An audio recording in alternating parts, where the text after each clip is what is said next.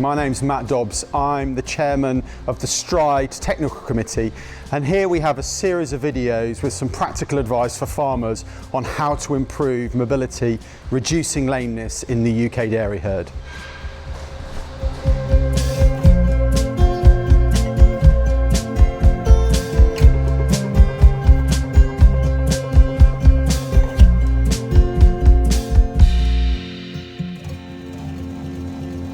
Addressing mobility at a herd level is vital for the success of the farm, and so understanding the impacts on ensuring the whole herd remain mobile is vital. In this series of videos, we'll tell you more about how you can make sure mobility at a herd level can be improved. Hi, my name is Rob Horn. I'm from Neogen and I cover the dairy genomics. I'm Jonathan Thomas Nash. I'm from Neogen and I cover product management of the dairy hygiene range.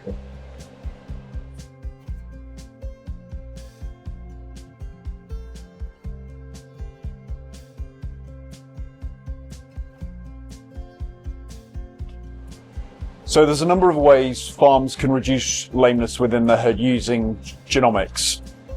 They can identify cows that are genetically inferior and genetically superior, and what they can do with that information is choose which animals to breed from and which animals not to breed from. The AHDB UK evaluation enables a number of traits to be looked at, particularly surrounding lameness and involved with lameness, which means that if farmers have got a lameness issue on their farm, they can genomically test their animals and select out their worst genetics in terms of lameness and breed from their best genetics. What they can also do is improve hoof structure and focus on feet and legs, which is genetically going to improve in the herd as time goes on.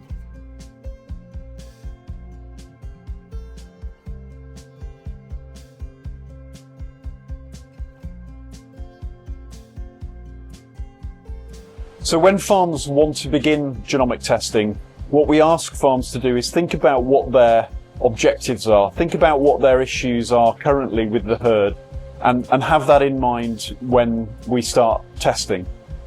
The farm then can test using a tissue sampling unit, which is a small vial, and an applicator. This takes a small tissue sample from the ear of the animal. This tissue sample is then sent to our genetics labs in Ayr in Scotland, and from there the genetic information is then extracted. That is then evaluated through AHDB for the UK evaluation, and the farm then gets a report detailing all of the traits that AHDB focus on with a score. And it's then Neogen's job to support that farm in being able to then use that data.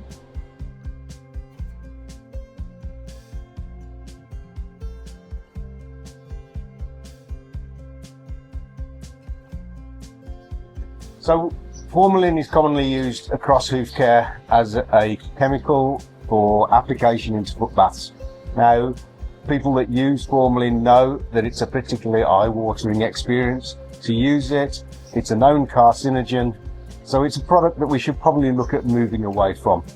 There are alternative chemistries, and what we're trying to do here is provide a biocide to combat pathogens that cause digital dermatitis.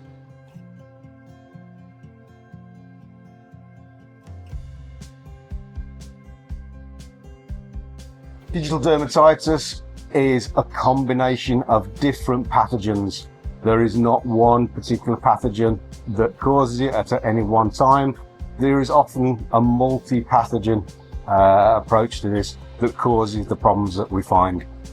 Typically, we find these enter the hoof through wounds, through damage, which typically happens across concrete yards, happens in fields, through stones, through typical farm debris that we find across the field. So we have to have something that stops the pathogens growing within those hooves.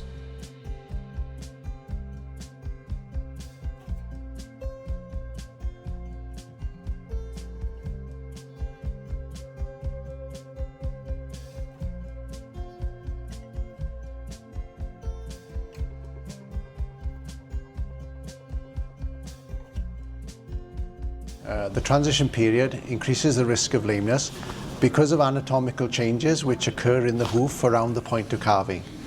So, for example, we see a loosening of the proteins which are holding the pedal bone in place, and also a loosening of the deep flexor tendon.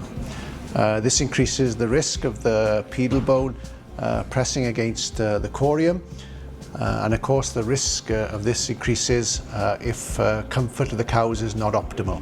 So, for example, if cows are standing for long periods of time, then this is going to increase the risk of lameness during early lactation.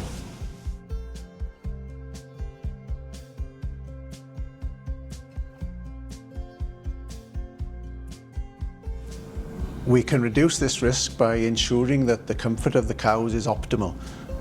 So it's really important to provide plenty of space and good comfort for these cows during the transition period. So as a guideline, we're looking for at least 10 square meters of lying space per cow, and at least one stall per cow.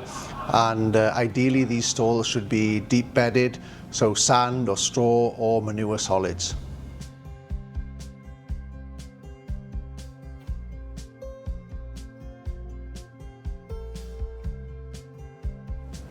So you'll know if lameness is originating from the dry period if you look at the time at which these lesions occur. So predominantly anything occurring within the first 10 weeks of lactation could be related to the transition period. Specifically by lesion type as well, so I guess that sole ulcers will be more related to management around transition period, and also dermatitis as well can result from the absence of foot bathing during the dry period.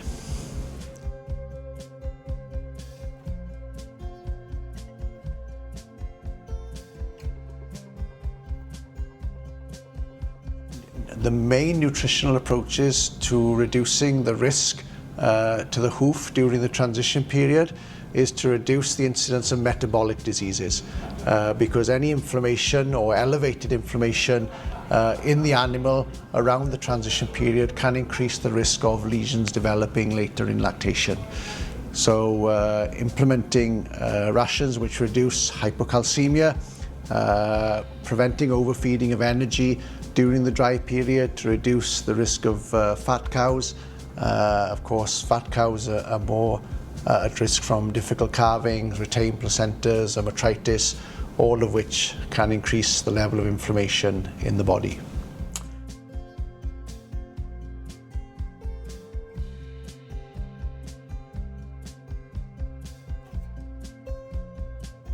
So biotin is integral for horn health, but we also need to remember that the activity of keratinocytes, which build the horn, are heavily dependent on zinc and macrominerals such as calcium.